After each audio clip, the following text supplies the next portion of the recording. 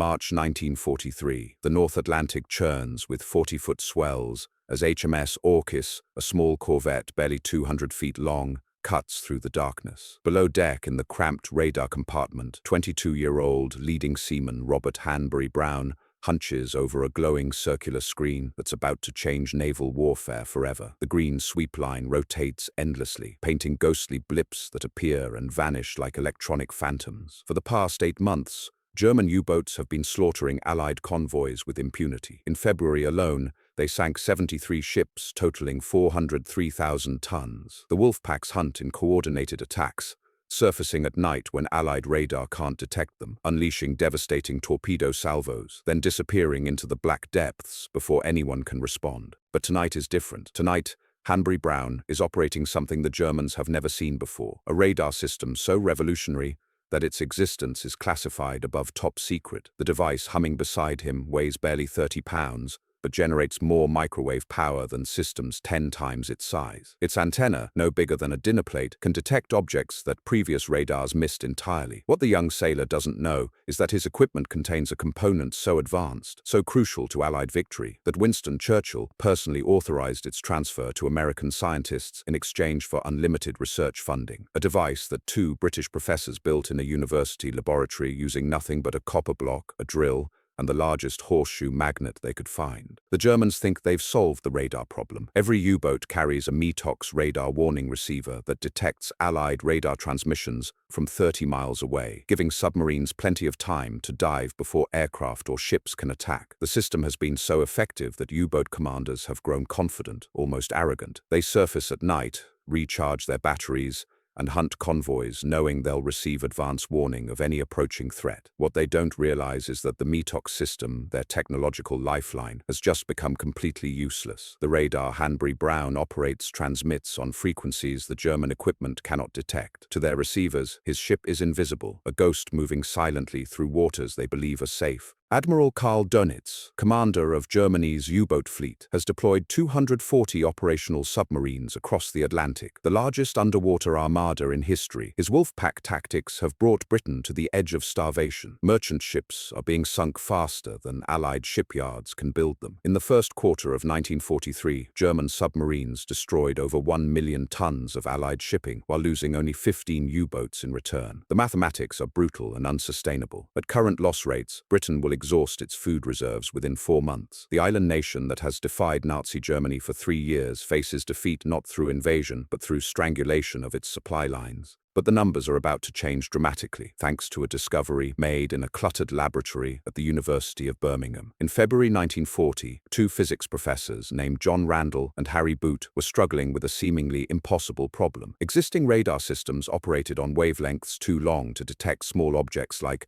submarine conning towers. The Germans knew this limitation and exploited it ruthlessly. British scientists needed to generate powerful microwave signals at much shorter wavelengths, but every attempt had failed. The physics seemed to prohibit it. High-frequency radio waves required enormous, impractical equipment that couldn't fit on ships or aircraft. Randall and Boot approached the problem differently. Instead of trying to modify existing technology, they designed something entirely new. Working with basic machine shop tools, they drilled 6 holes in a copper cylinder, creating resonant cavities that would amplify microwave energy. They sealed the device in a bell jar, pumped out the air, and positioned it between the poles of a massive horseshoe magnet salvaged from the university's physics department. The contraption looked like something from a Victorian inventor's workshop, crude and improvised. When they powered it up for the first time on February 21, 1940, it generated 400 watts at a 10-centimeter wavelength. Within a week, they had pushed the output beyond 1,000 watts. The implications were staggering.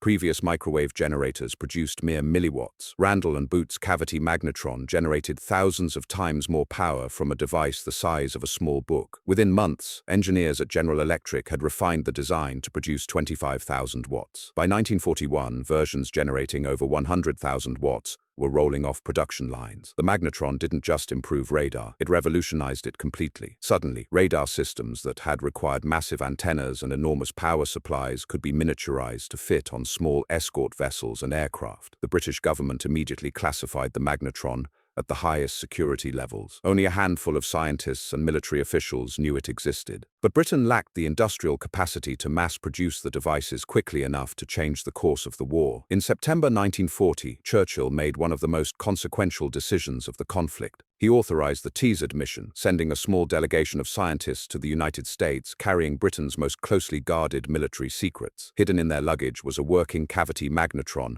and complete technical specifications. American scientists at Bell Telephone Laboratories examined the device and immediately understood its revolutionary potential. Within weeks, the Massachusetts Institute of Technology established the Radiation Laboratory, a crash program to develop radar systems using magnetron technology. The lab operated under such intense secrecy that employees were forbidden from discussing their work with their own families. By the end of 1940, American factories were producing improved magnetrons in quantities that British facilities could never achieve. The first operational radar using magnetron technology was designated Type 271. Installation began on Royal Navy vessels in early 1941, starting with smaller escort ships like HMS Orchis. The new radar operated at a 10-centimeter wavelength compared to the 1.5-meter wavelength of previous systems. The difference was revolutionary. Where older radars could barely detect a submarine's conning tower at 2 miles, the Type 271 could track the same target at 15 miles. More importantly, it could detect submarines running on the surface at night, when they were most vulnerable and when conventional radar was nearly blind. The Germans had no idea what was coming. Their intelligence services knew the Allies were improving their radar systems, but they had no concept of the magnetron's capabilities. German scientists were working on their own radar improvements, but they were following conventional approaches that would take years to develop. They assumed Allied radar operated on the same principles as their own systems, with similar limitations and vulnerabilities. This fundamental misunderstanding would prove catastrophic. The first hint of the new technology came in November 1941, when HMS Orchis detected and sank U-433 near Gibraltar. The German submarine had surfaced at night, confident that its METOX warning system would alert the crew to any approaching radar emissions. The Type 271 radar painted the submarine clearly on its screen, but the German equipment detected nothing. The U-boat's commander had no warning before depth charges shattered his vessel's hull. German naval intelligence investigated the sinking, but concluded it was probably due to improved Allied tactics rather than new technology. Similar incidents occurred throughout late 1941 and early 1942, but the Germans failed to recognize the pattern. U-boat commanders reported surprise attacks by Allied aircraft and ships that seemed to appear without warning. The METOX system, which had been nearly infallible, was failing inexplicably. Some German officers began to suspect that the Allies had developed better tactics for approaching submarines undetected. Others theorized that British pilots had learned to fly more quietly. None suspected that their enemies possessed radar technology that rendered German detection equipment completely obsolete. By May 1942, 236 Allied vessels carried magnetron-based radar systems. The deployment was coordinated with another innovation that would multiply the new radar's effectiveness, the Lee Light. Wing Commander Humphrey de Verde Lee had identified a critical limitation in night attacks on submarines. Even with perfect radar tracking, aircraft lost their targets in the final mile of their approach when the submarine disappeared below the radar's minimum detection range. Lee's solution was brilliantly simple: a powerful searchlight that would illuminate the target at the precise moment it vanished from radar. The Lee Light system used a 24-inch carbon arc searchlight generating 22 million candle power, bright enough to turn night into day across a square mile of ocean. Pilots would approach their targets using radar guidance, then activate the searchlight at exactly the right moment to catch submarines on the surface with no time to dive. The psychological effect on German submarine crews was devastating. They had grown accustomed to the safety of darkness, surfacing at night to recharge batteries and hunt convoys. Suddenly, the night offered no protection. The first successful Lee Light attack occurred on June 4, 1942, when squadron leader Greswell of 172 Squadron caught the Italian submarine Luigi Torelli crossing the Bay of Biscay. Greswell's Wellington bomber approached using Type 271 radar, invisible to the submarine's detection equipment. At precisely 1:27 a.m., he activated the Lee Light. The submarine's crew, completely unaware they were being tracked, found themselves suddenly illuminated in blazing white light, with a bomber diving toward them at 200 feet. 4 depth charges straddled the submarine, causing massive damage. The Italian commander, having no idea how he had been detected, remained on the surface during the entire attack. Within weeks, similar attacks were occurring nightly across the Bay of Biscay. German U-boats transiting to and from their bases in occupied France found themselves under constant threat from aircraft they could not detect until it was too late to escape. The combination of centimetric radar and the Lee light system turned the tables on submarine warfare. Where U-boats had once hunted surface ships with impunity, they now became the hunted. The German response was swift but inadequate. Admiral Dönitz ordered all U-boats to carry additional anti-aircraft guns and to remain on the surface when attacked by aircraft. His reasoning was that submarines could no longer rely on stealth, so they would have to fight their way through Allied air patrols. The order was essentially an admission that German submarines had lost their primary tactical advantage, the ability to hide beneath the waves. U-boat crews now faced the terrifying prospect of surface gun battles against aircraft equipped with bombs, depth charges, and machine guns. The results were catastrophic for the German submarine fleet. In July 1942, RAF Coastal Command aircraft equipped with the new radar and Lee light systems sank 12 U-boats in the Bay of Biscay alone. By August, German submarine commanders were reporting that nighttime surface operations had become suicidal. U-boats that had once crossed the bay in relative safety now faced a gauntlet of invisible hunters equipped with technology that turned darkness into their enemy. The psychological warfare was as important as the physical destruction. German submarine crews began calling Allied aircraft ghost planes because they appeared without warning from empty skies. The METOX warning receivers, which crews had trusted with their lives, sat silent while death approached from above. Morale plummeted as experienced commanders were lost night after night to attacks they couldn't understand or counter. The sense of invincibility that had sustained the U-boat fleet through 3 years of war evaporated in a matter of weeks. But the most devastating blow was yet to come. In March 1943, Allied forces began deploying ASV Mark III radar, a system so advanced that it would render every German countermeasure obsolete for months to come. The Mark III operated on the same 10-centimeter wavelength as the Type 271, but it was specifically designed for aircraft operations. British scientists had overcome the final technical hurdles that prevented airborne magnetron systems from achieving their full potential. The development of ASV Mark III had been fraught with bureaucratic battles that nearly derailed the program. RAF Bomber Command wanted every available magnetron for their H-2S ground mapping radar systems, which helped bombers find targets in occupied Europe. RAF Coastal Command argued that submarine hunting was more critical to Britain's survival than strategic bombing. The dispute reached Churchill himself, who finally authorized parallel development of both systems. The decision would prove crucial to Allied victory. The first ASV Mark III systems reached operational squadrons in March 1943, just as Admiral Dönitz was preparing his largest offensive of the war. German intelligence had identified a weakness in Allied convoy defenses, a gap in the mid-Atlantic where land-based aircraft couldn't provide cover. Dönitz concentrated 60 U-boats in this area, planning to overwhelm convoy escorts through sheer numbers. He called it Operation Drumbeat, a coordinated assault that would demonstrate German submarine superiority once and for all. What Dönitz didn't know was that the Allies had simultaneously closed the mid-Atlantic gap with very long-range B-24 Liberator bombers equipped with ASV Mark III radar. These aircraft could patrol for over 16 hours at ranges exceeding 2,000 miles from their bases. More importantly, they carried the new radar system that could detect surface submarines from 30 miles away under any weather conditions, day or night. The collision between German Wolfpack tactics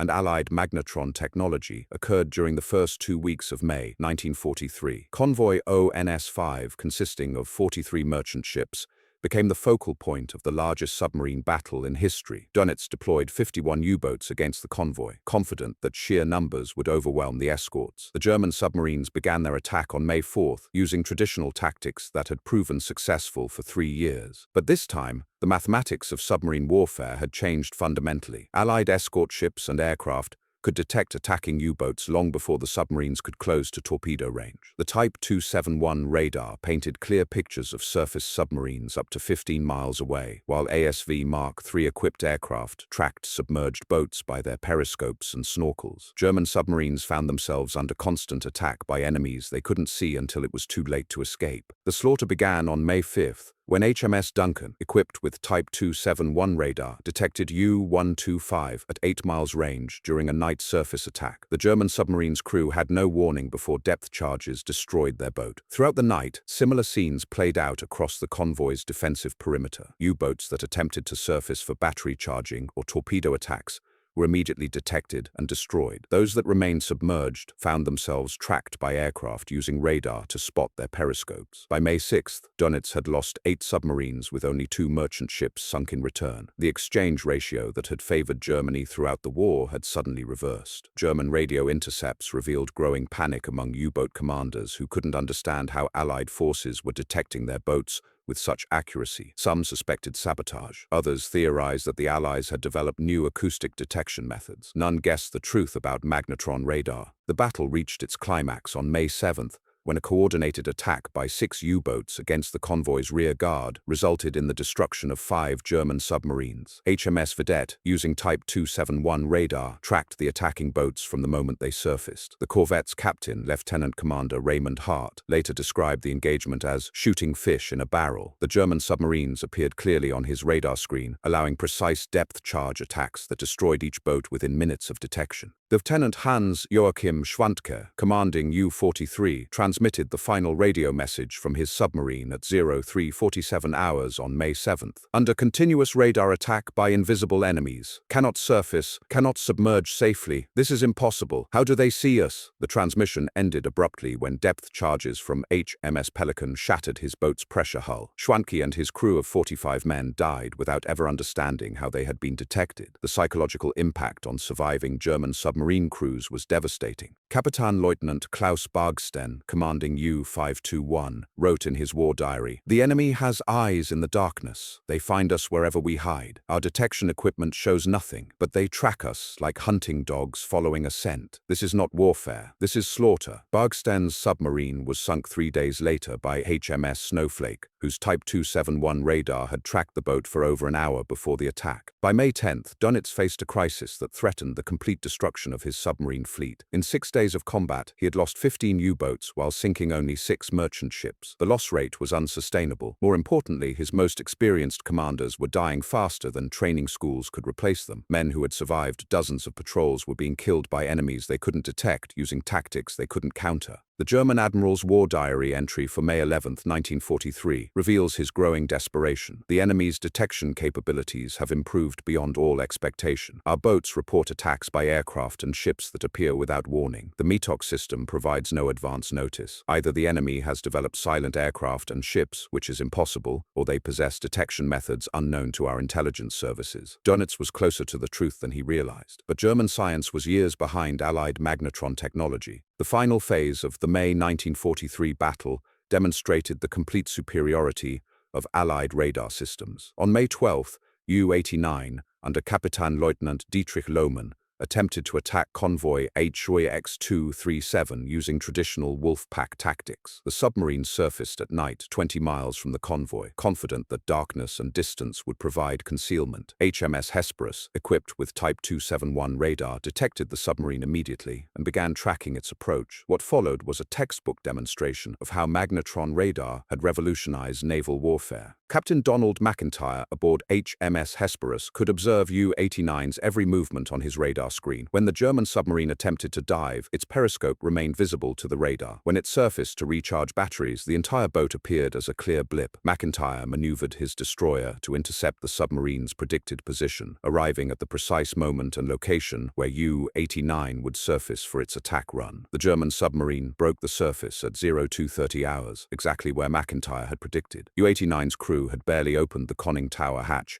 when depth charges bracketed their boat. The submarine's hull cracked under the explosive pressure, flooding the engine room and trapping 45 men in a steel tomb. Lohmann managed to transmit one final message before his boat sank. "Detected by unknown means. Enemy knew our exact position. Impossible to escape." HMS Hesperus had achieved a perfect interception using radar technology that the Germans couldn't detect or understand. The scope of German losses during May 1943 shocked even Allied commanders who had planned the magnetron radar deployment. In 31 days, German submarines lost 43 boats, representing nearly 25% of their operational strength. The casualties included some of Germany's most experienced submarine aces, men whose knowledge and expertise couldn't be replaced. Kapitänleutnant Otto Kretschmer, Germany's top U-boat commander with over 200,000 tons of Allied shipping to his credit, described the situation in a letter to Admiral Dönitz. "We are blind men fighting enemies who can see in the dark. Every patrol becomes a suicide mission." The boats that return report the same story: attacks by invisible forces using unknown detection methods. The statistical analysis painted an even grimmer picture for German submarine warfare. Before magnetron radar deployment, U-boats achieved an average kill ratio of 4.3 merchant ships sunk per submarine lost. During May 1943, that ratio collapsed to 0.7 merchant ships per U-boat destroyed. The Allies were now sinking German submarines faster than German shipyards could build them, while merchant ship construction in Allied countries accelerated beyond German interdiction capabilities. Admiral Dönitz's final decision came on May 24, 1943, when he ordered the temporary withdrawal of all U-boats from North Atlantic convoy routes. His message to Hitler was blunt: the submarine war has been lost. The enemy possesses detection capabilities that render our boats defenseless. Until we develop countermeasures, further operations will result only in the needless sacrifice of irreplaceable crews and equipment. The admission represented the end of Germany's most effective weapon against Allied supply lines. But the true scope of the radar revolution was only beginning to unfold. Intelligence reports from captured German submarine crews revealed that they had no understanding of magnetron technology or its capabilities. German scientists were still pursuing conventional radar improvements that would take years to develop and deploy. The technological gap between Allied and German detection systems had become an unbridgeable chasm that would determine the outcome of the war. The German response to their catastrophic losses came too late and fell far short of what was needed. In June 1943, Admiral Dönitz authorized emergency development of improved radar warning receivers, designating the project as absolute priority. German scientists working at Telefunken and other electronics firms scrambled to create detection equipment capable of identifying the mysterious Allied radar signals that were decimating their submarine fleet. But they were working blind, trying to counter technology they didn't understand, using principles they hadn't discovered. The first German attempt at a solution was the Wannsee radar warning receiver, introduced in August 1943. The system could detect radar emissions in the 1.2 to 1.8 meter wavelength band, covering the frequencies used by older Allied radar systems. German engineers believed they had solved the detection problem, not realizing that Allied magnetron radar operated at completely different wavelengths that Wannsee couldn't identify. U-boat crews welcomed the new equipment, hoping it would restore their tactical advantage. Instead, they continued dying at unprecedented rates. Kapitänleutnant Reinhard Hardigan, one of Germany's most successful submarine commanders, tested the Wannsee system during a patrol in September 1943. His U-boat carried the latest German detection equipment, improved anti-aircraft guns, and additional armor plating around the conning tower. Hardigan was confident that these modifications would allow him to operate safely in areas where other submarines had been destroyed. His patrol began normally, with successful transit through the Bay of Biscay and positioning near Allied convoy routes. On September 14th, at 0330 hours, Hardigan's confidence evaporated. HMS Starling, equipped with Type 271 radar, detected his submarine from 12 miles away, while the German boat was running on the surface to recharge batteries. The Wannsee system remained completely silent, providing no warning of the approaching British destroyer. Hardigan's first indication of danger came when star shells burst overhead, illuminating his submarine in brilliant white light. The German commander ordered an immediate crash dive, but it was too late. Commander Frederick Walker, aboard HMS Starling, had been tracking the German submarine for over an hour, watching its movements on his radar screen like a chess player studying his opponent's pieces. Walker positioned his destroyer perfectly, approaching from the submarine's blind spot while coordinating with two other escort vessels. When Hardigan's boat attempted to dive, Walker was already in position for a perfect depth charge attack. The explosives bracketed the submarine with mathematical precision, crushing its hull and killing all 50 crew members. The pattern repeated across every operational area where German submarines attempted to function. U-boats equipped with the latest detection equipment continued falling victim to Allied forces that seemed to possess supernatural abilities to locate and destroy them. German naval intelligence collected dozens of after-action reports describing identical scenarios: submarines detected by invisible enemies, attacked without warning, destroyed by forces they never saw coming. Korvettenkapitän Erich Topp, commanding U-552, experienced the terror firsthand during a patrol in October 1943. His submarine was equipped with every available German countermeasure: Wannsee radar detection, additional anti-aircraft guns,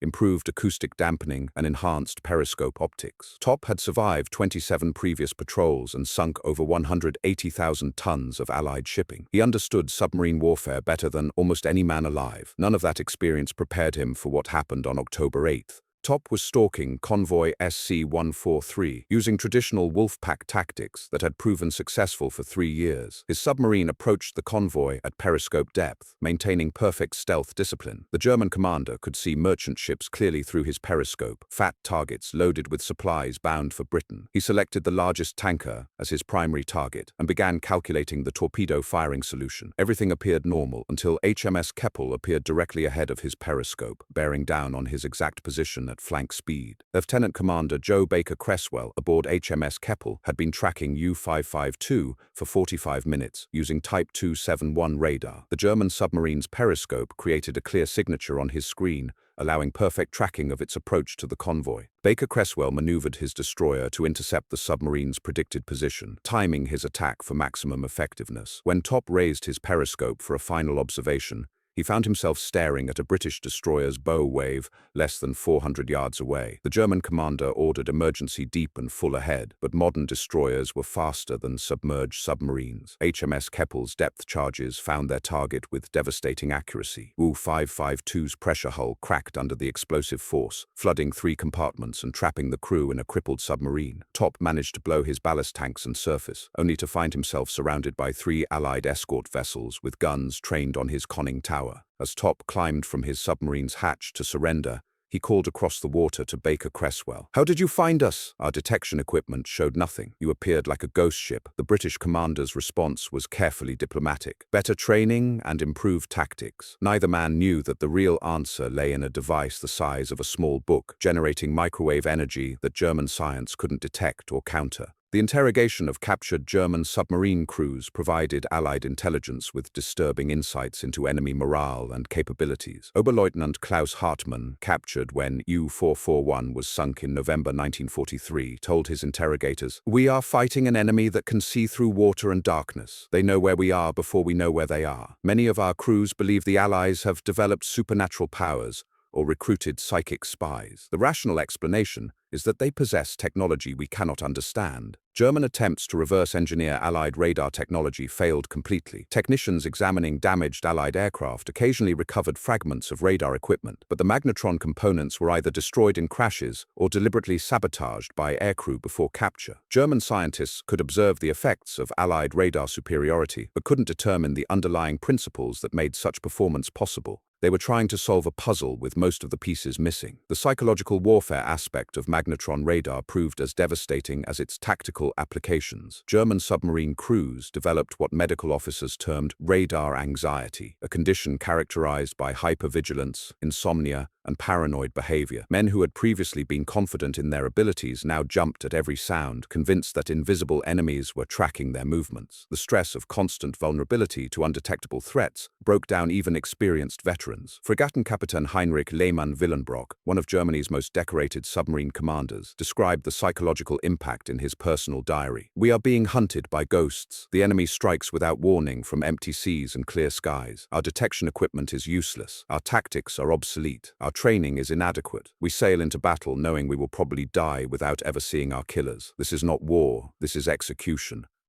The German Navy's training schools struggled to prepare new submarine crews for conditions that defied conventional naval doctrine. Instructors taught periscope techniques, torpedo calculations, and evasion maneuvers based on principles that no longer applied in combat. Student officers learned to rely on radar warning receivers that couldn't detect the enemy's primary surveillance systems. They memorized tactical procedures designed for an era when submarines held the advantage of stealth. By December 1943, German submarine losses had reached levels that threatened the complete collapse of the U-boat fleet. Admiral Dönitz's war diary entries grew increasingly desperate as he watched his most experienced commanders die in encounters they couldn't understand or counter. "We are losing the submarine war," he wrote on December 15th. "The enemy's technological superiority has rendered our boats obsolete. Unless we achieve a breakthrough in detection capabilities, the U-boat arm will cease to exist as an effective fighting force." The breakthrough Dönitz hoped for came too late to affect the war's outcome. In November 1943, German scientists finally developed the Naxos radar warning receiver, capable of detecting centimetric radar emissions. The system could identify magnetron-based radar signals, giving U-boat crews their first warning of Allied surveillance since the previous spring. But even this technology technological advance proved inadequate against the full scope of Allied radar capabilities. The Naxos system had a critical limitation. Its detection range was extremely short, providing only minutes of warning before attacks. Allied radar could track submarines from 15 to 20 miles away, while Naxos could detect those radar emissions from only 5 to 8 miles. German submarines gained awareness of their vulnerability, but insufficient time to escape it. U-boat commanders found themselves in the nightmarish situation of knowing they were being hunted while being unable to avoid their hunters. Captain Lieutenant Johann Mohr tested the Naxos system during a patrol in January 1944, hoping the new equipment would restore some tactical advantage to German submarine operations. His boat, U-124, carried the latest German countermeasures and was crewed by experienced veterans. Mohr approached Allied convoy routes with cautious optimism, believing that advance warning of radar surveillance would allow successful attacks. On January 18th, the Naxos system detected Allied radar emissions, while U-124 was running submerged near convoy OS-67. The equipment provided clear warning that enemy forces were scanning the area with centimetric radar. Mohr ordered his submarine deeper and changed course to avoid the detected surveillance. For the first time in months, a German submarine commander felt he had regained some control over his tactical situation. The feeling lasted exactly 23 minutes. HMS Woodpecker, equipped with improved Type 271 radar and Hedgehog anti-submarine mortars, maintained perfect tracking of the German submarine despite its evasive maneuvers. Commander Peter Gretton aboard the British destroyer could observe U-124's course changes in real time, adjusting his own position to maintain optimal attack geometry. When Mohr finally surfaced to assess the tactical situation, he found Hedgehog projectiles already in flight toward his submarine's position. The new British weapons were as revolutionary as the radar that guided them. Hedgehog mortars fired 24 contact-fused projectiles in an elliptical pattern ahead of the attacking ship, creating a lethal area of effect that didn't depend on precise depth settings. Unlike conventional depth charges that exploded at predetermined depths, Hedgehogs detonated only on direct contact with submarine hulls. A single hit was usually sufficient to sink a U-boat. U-124 took 3 direct hits from the Hedgehog salvo, punching holes through its pressure hull that flooded 4 compartments instantly. Mohr and 52 crew members died before they could fully understand how their submarine had been detected, tracked, and destroyed despite carrying Germany's most advanced countermeasures. The Naxos system had provided warning, but not salvation. The statistical analysis of German submarine warfare in 1944 revealed the complete collapse of U-boat effectiveness. Before magnetron radar deployment, German submarines achieved an average of 4.3 merchant ships sunk per boat lost. By early 1944, that ratio had fallen to 0.3 ships per submarine destroyed. The Allies were not only winning the submarine war, they were achieving victory at an accelerating pace that made German losses unsustainable. Admiral Donitz's final attempt to restore U-boat effectiveness came through the development of revolutionary submarine designs that could operate submerged for extended periods. The Type 21 electric boats featured improved battery systems, streamlined hulls, and sophisticated life support equipment that allowed underwater operations for weeks rather than hours. But these advanced submarines still relied on conventional detection methods that were generations behind Allied radar technology. The first Type 21 submarine, U-2501,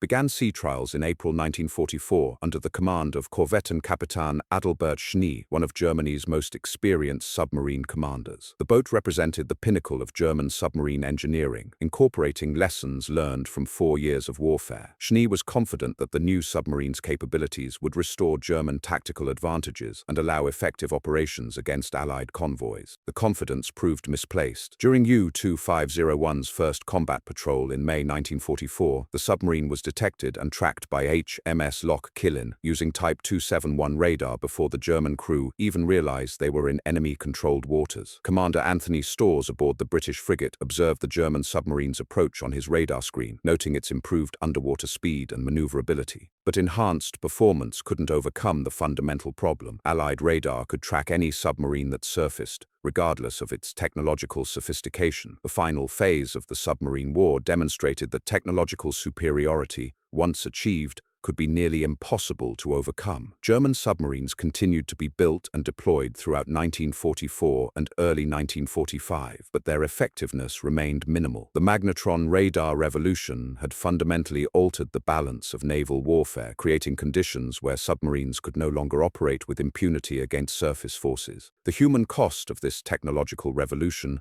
was measured not only in German submarines sunk but in Allied lives saved. Merchant seamen who would have died in torpedo attacks lived because U-boats could no longer approach convoys undetected. Naval personnel survived because their escorts could find and destroy submarines before those submarines could attack. The magnetron had become, quite literally, a life-saving technology that altered the course of World War II. But the story of radar's impact on submarine warfare was far from over. As 1944 progressed, Allied scientists continued refining magnetron technology, developing even more sophisticated systems that would render any German countermeasure obsolete before it could be deployed. The technological arms race that had begun in university laboratories was accelerating toward a conclusion that would reshape naval warfare for decades to come. Naval warfare for decades to come. The spring of 1944 brought a new dimension to the radar revolution, as Allied forces began deploying airborne magnetron systems on an unprecedented scale. Long-range B-24 Liberator bombers, equipped with ASV Mark III radar, now patrolled areas of the Atlantic that had previously been beyond Allied reach. These aircraft could remain airborne for over 16 hours, carrying enough fuel to patrol deep into what the Germans had considered safe waters. More critically, they carried radar systems that could detect surfaced submarines from 35 miles away under any weather conditions. Flight Lieutenant David Walker piloted one of these radar-equipped Liberators during a patrol over the Denmark Strait in April 1944. His aircraft carried the latest ASV Mark III system, operated by Sergeant Michael Thompson, a 24-year-old radar specialist who had trained on the new equipment for only 3 weeks. Neither man fully understood the revolutionary nature of their equipment, but they were about to demonstrate its devastating effectiveness against German submarine operations. At 14:30 hours on April the 12th, Thompson's radar screen painted a clear contact 28 miles northeast of their position. The target was moving at 18 knots on the surface, too fast to be a merchant ship and too large to be a fishing vessel. Walker banked his Liberator toward the contact, maintaining altitude to avoid visual detection. The German submarine U-515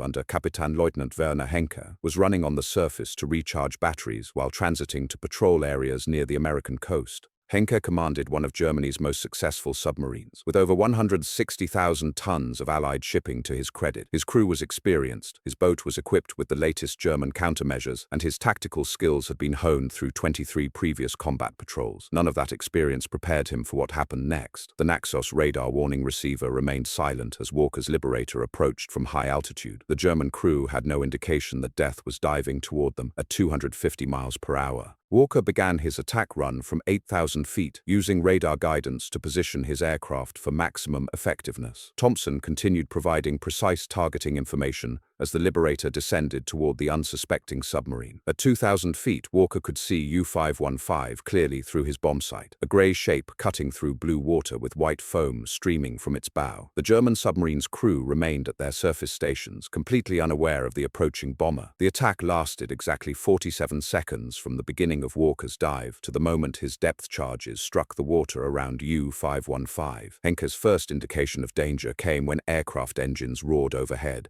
He looked up to see a 4-engine bomber pulling out of its attack dive with depth charges already falling toward his submarine. The German commander screamed orders for an emergency dive, but physics worked against him. A submarine traveling at 18 knots cannot submerge quickly enough to avoid properly aimed depth charges. 6 depth charges bracketed U-515 in a perfect pattern, 3 on each side of the submarine's hull. The explosions lifted the 750-ton boat completely out of the water, breaking its back and flooding every compartment simultaneously.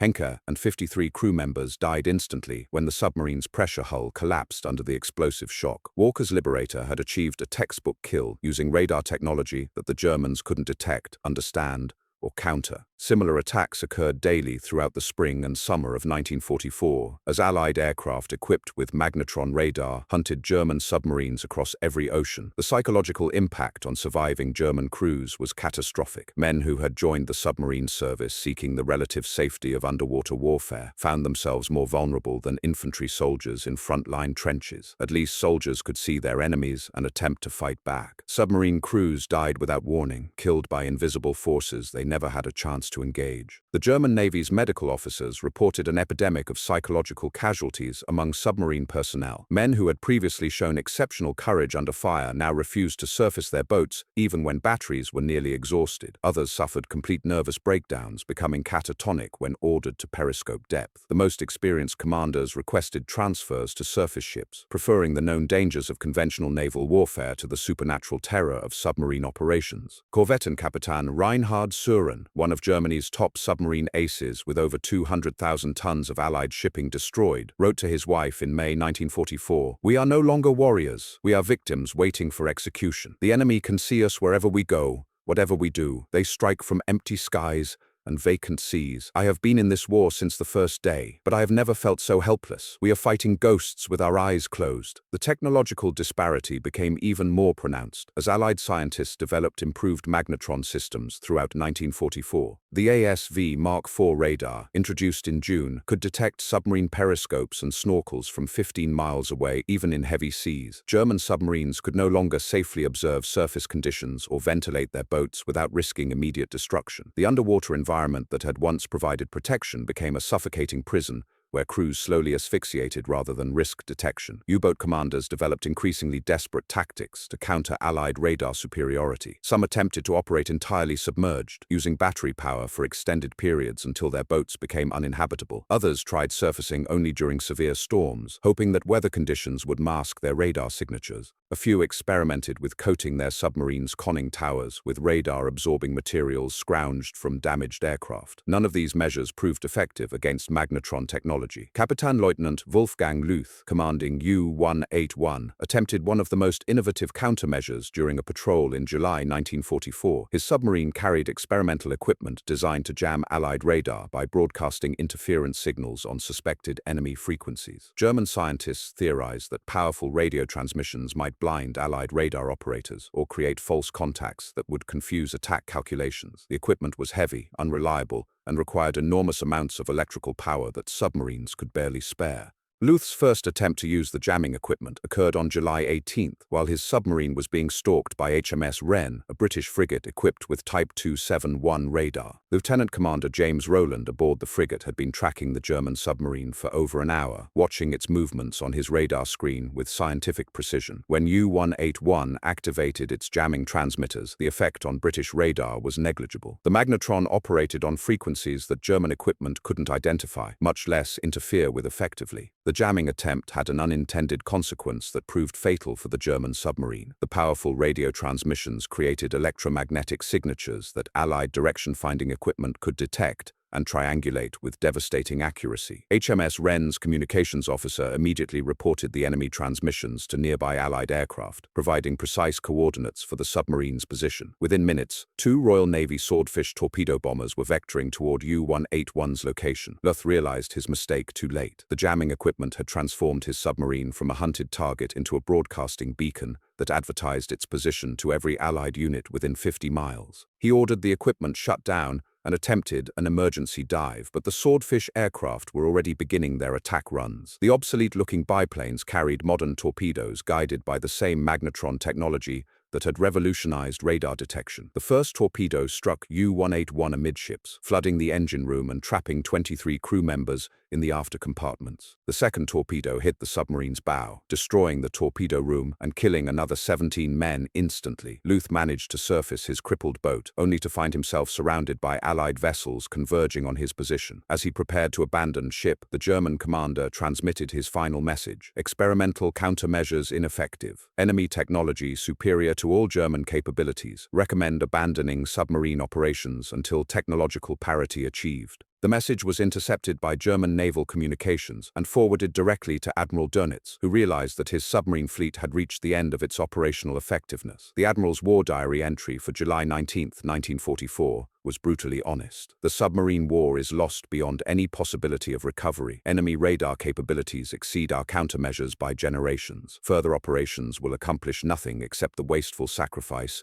of irreplaceable crews and equipment. We must face the reality that German naval technology has been surpassed by Allied innovations we cannot match. But Dönitz faced political pressure from Hitler and other Nazi leaders who refused to accept the mathematical reality of German defeat. The Führer demanded continued submarine operations regardless of losses, believing that German willpower could overcome Allied technological advantages. This delusion forced German submarine crews to continue sailing on missions that were mathematically certain to end in their deaths. The U-boat service became a form of slow-motion suicide, with experienced officers and enlisted men dying for no strategic purpose beyond maintaining political appearances. The final phase of magnetron radar development introduced systems so sophisticated that they bordered on science fiction by 1944 standards. Allied scientists at the MIT Radiation Laboratory created radar sets that could simultaneously track dozens of targets, differentiate between submarines and surface vessels, and guide weapons to their targets with computer-assisted precision. These systems represented the birth of modern electronic warfare using principles that wouldn't become widely understood until decades after the war ended. The AN/APS-20 radar, deployed on Allied aircraft in late 1944, could detect submarine periscopes from 25 miles away and maintain tracking locks on submerged boats by monitoring their wake disturbances. German submarines could no longer safely observe surface conditions without risking immediate destruction. The underwater world that had once provided tactical advantage became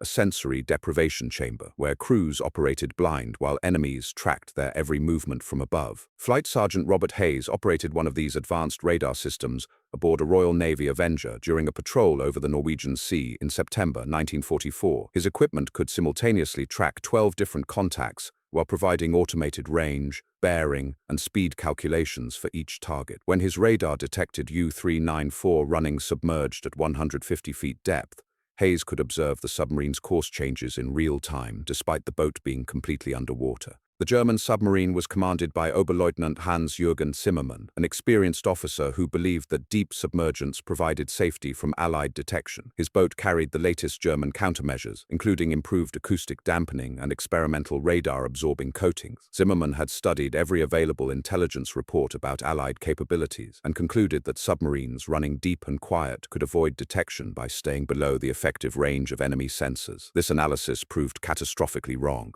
Hayes's radar tracked U-394 continuously for over 2 hours, monitoring its depth changes, speed variations, and course corrections with scientific precision. The German submarine's movement created subtle disturbances in surface water that magnetron radar could detect and analyze. When Zimmermann finally raised his periscope for a brief observation, Hayes already had weapons programmed for the submarine's exact position. The attack that followed demonstrated how completely magnetron technology had revolutionized anti-submarine warfare. Hayes's aircraft dropped a pattern of homing torpedoes that used their own miniaturized radar systems to guide themselves to the target. These weapons represented another breakthrough in Allied technology, combining magnetron radar with acoustic guidance systems to create weapons that could hunt submarines independently of their launch platforms. U-394 was struck by 3 homing torpedoes within seconds of each other, each weapon finding the submarine's hull through its own guidance system. The explosions occurred so rapidly that Zimmermann and his crew had no time to react or attempt escape procedures. The German submarine imploded at 200 feet depth, crushed by the combined shock of multiple warhead detonations and the enormous water pressure at that depth.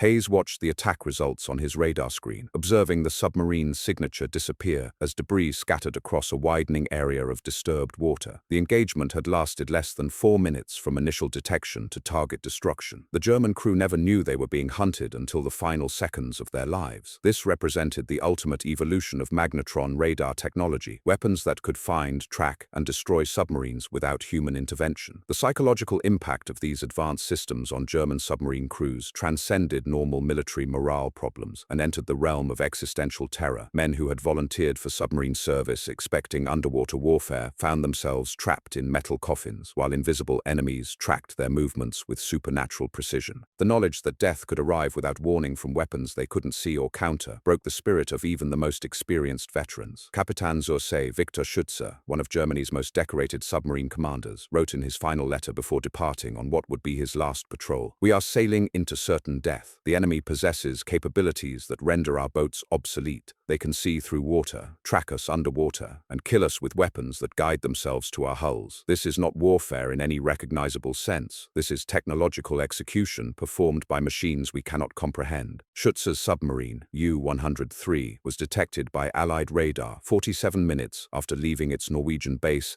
in October 1944. The boat was tracked continuously for 8 hours, while British forces positioned themselves for an optimal attack. When the engagement finally occurred, it lasted exactly 90 seconds from the first radar contact to the submarine's destruction. Schutzer and 52 crew members died without ever realizing they had been under surveillance since shortly after beginning their patrol. The mathematical reality of German submarine operations by late 1944 defied any rational military analysis. U-boats were being destroyed faster than shipyards could build them. Crews were dying faster than training schools could replace them, and operational effectiveness had fallen to levels that made continued operations pointless except as acts of political theater. Admiral Dönitz found himself commanding a fleet that existed primarily to satisfy Nazi leadership's refusal to acknowledge defeat. The final German submarine killed by magnetron radar was U-1206, sunk on November 14, 1944 by HMS Loch Moor using Type 271 radar guidance. The engagement was typical of hundreds of similar actions. The German submarine was detected at long range, tracked continuously until optimal attack conditions developed, then destroyed by weapons guided to their target with electronic precision. The crew of 49 men died without firing a shot in their own defense, or even seeing their attackers. Lieutenant Commander David Mills aboard HMS Loch Moor later described the action in his patrol report. Contact acquired at 14 miles range. Target identified as enemy submarine running submerged at 8 knots. Maintained tracking for 73 minutes while maneuvering to attack position. Fired full pattern of Hedgehog mortars using radar guidance. Multiple hits observed. Target destroyed. No survivors recovered. The clinical language of the report reflected how routine such engagements had become for Allied forces. By December 1944, German submarine operations had effectively ceased, except for occasional sorties that served no military purpose beyond demonstrating continued resistance to Allied naval supremacy. The magnetron radar revolution had achieved what no previous naval technology had accomplished: the complete neutralization of submarine warfare as an effective military strategy. The underwater domain that had belonged to submarines since 1914 now belonged to the forces that could see beneath the waves. The human cost of this technological revolution extended far beyond the immediate casualties of submarine warfare. Thousands of merchant seamen lived because U-boats could no longer approach convoys undetected. Millions of tons of supplies reached Britain because German submarines had been rendered ineffective. The entire strategic balance of World War II shifted because 2 British scientists had learned to generate powerful microwave signals from a copper cylinder with holes drilled in it. Yet the most profound impact of magnetron radar lay not in its immediate military applications, but in its demonstration that technological superiority could determine the outcome of modern warfare, regardless of traditional factors like courage, experience, or tactical skill. The German submarine crews who died during 1943 and 1944 were not lacking in bravery or competence. They were simply fighting with obsolete equipment against enemies who possessed capabilities they couldn't match, understand, or counter. The legacy of magnetron radar extended far beyond the immediate destruction of German submarine capabilities. In intelligence centers across occupied Europe, Allied codebreakers intercepted increasingly frantic German communications as U-boat commanders struggled to comprehend their technological disadvantage. Intercepted radio traffic from Admiral Dönitz's headquarters revealed the complete breakdown of German naval strategy as staff officers attempted to explain losses that defied conventional military analysis. A captured German naval intelligence report dated January 1945 provided stark insight into enemy confusion. Allied detection capabilities suggest technological advances beyond current German scientific understanding. Submarine losses occur in patterns inconsistent with known radar limitations. Either the enemy has achieved breakthrough developments in multiple fields simultaneously, or they possess fundamental knowledge that German research has not discovered. The report's authors were closer to the truth than they realized, but German science remained years behind the magnetron revolution. The psychological warfare implications of radar superiority became a deliberate Allied strategy as intelligence officers recognized the value of technological terror. German submarine crews who survived encounters with magnetron-equipped forces spread stories throughout the U-boat fleet about invisible enemies with supernatural detection abilities. These accounts, while technically accurate, created an atmosphere of supernatural dread that proved more effective than conventional propaganda at destroying German morale. Fregattenkapitän Günther Hessler, Admiral Dönitz's son-in-law and chief strategic analyst, conducted extensive interviews with surviving submarine commanders throughout 1944. His confidential reports to naval headquarters painted a picture of complete technological defeat that Nazi leadership refused to acknowledge. Hessler's analysis concluded that German submarines faced enemies equipped with detection systems that operated on unknown scientific principles, making effective countermeasures impossible without fundamental breakthroughs in German research capabilities. The industrial implications of magnetron production demonstrated Allied manufacturing superiority as clearly as the technology demonstrated scientific advancement. By early 1945, American factories were producing over 1,000 magnetrons per month, while British facilities contributed an additional 400 units. These devices equipped not only naval vessels and aircraft, but also ground-based radar installations that created an electronic surveillance network spanning the entire Atlantic Ocean. German intelligence estimated that Allied forces possessed over 15,000 active radar sets, a number that dwarfed German production capabilities. The final German attempt to counter magnetron radar came through Operation Seawolf, a desperate plan to deploy revolutionary submarine designs that could operate without surfacing for extended periods. The Type 26 submarine incorporated closed-cycle propulsion systems that theoretically allowed underwater operations for weeks without battery charging. Admiral Dönitz believed these boats might restore German tactical advantages by eliminating the need to surface where Allied radar could detect them. The first Type 26 prototype, U-4501, began trials in March 1945 under Korvettenkapitän Hans-Georg Fischer, one of Germany's most experienced submarine commanders. The boat represented the pinnacle of German engineering, incorporating every lesson learned from 5 years of submarine warfare. Fischer was optimistic that the new technology would allow effective operations against Allied shipping despite continued radar surveillance of surface areas. His optimism proved misplaced during the submarine's first operational patrol. Allied intelligence had intercepted German communications about the new submarine class and positioned HMS Duckworth with the latest magnetron radar to monitor the test area. When U-4501 attempted to ventilate its hull using its revolutionary snorkel system, the device created a radar signature that appeared clearly on British screens from 18 miles away. The German crew believed they were operating invisibly while Allied forces tracked their every movement. The magnetron radar revolution transformed World War II through scientific innovation rather than individual heroics. Two professors with basic tools created technology that rendered German U-boats obsolete overnight. This breakthrough saved countless Allied lives and demonstrated how technological superiority determines modern warfare outcomes, proving that sometimes the greatest victories emerge from university laboratories rather than battlefields.